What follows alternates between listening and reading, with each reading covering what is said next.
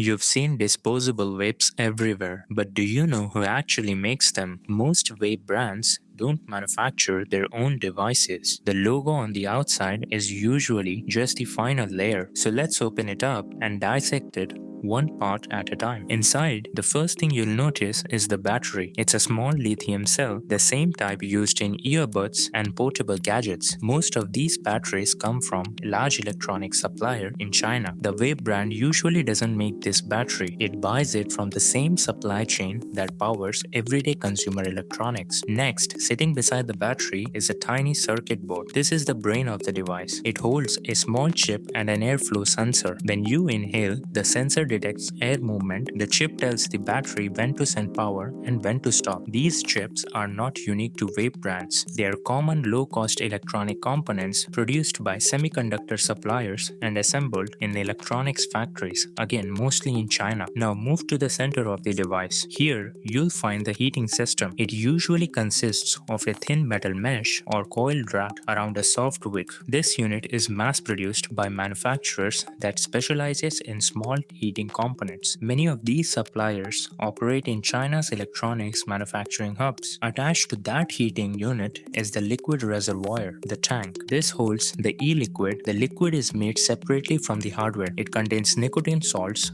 flavor compounds, and a base mixture. The nicotine is processed by chemical suppliers. The flavors are created by formulation companies. The liquid is then filled into the device during final assembly. So when you dissect it, you don't see one company's product. You see a battery from the electronic supply chain, a chip from semiconductors manufacturers, a heating module from industrial component suppliers, a liquid mixture from chemical processors, and all of them assembled in large contract factories. Now let's talk about what actually happens when someone inhales. As air moves through the mouthpiece, a small sensor inside the device detects the change in pressure. That signal activates the tiny control chip on the circuit board. The chip briefly allows the battery to send power to the heating element. The thin metal mesh warms up almost instantly. The liquid that's absorbed into the wick reacts to that heat and turns into vapor. That vapor then moves through the internal chamber and out through the mouthpiece. The moment the airflow stops, the signal stops and power is cut automatically. The heating element then cools down just as quickly as it warmed up. It's a closed, self-contained cycle, no button, no manual control, just airflow triggering electronics. From the outside, it looks like a simple disposable product, but inside, it's a compact electronic system, a battery, a sensor, a microchip, and a heating unit, all working together for a fraction of a second.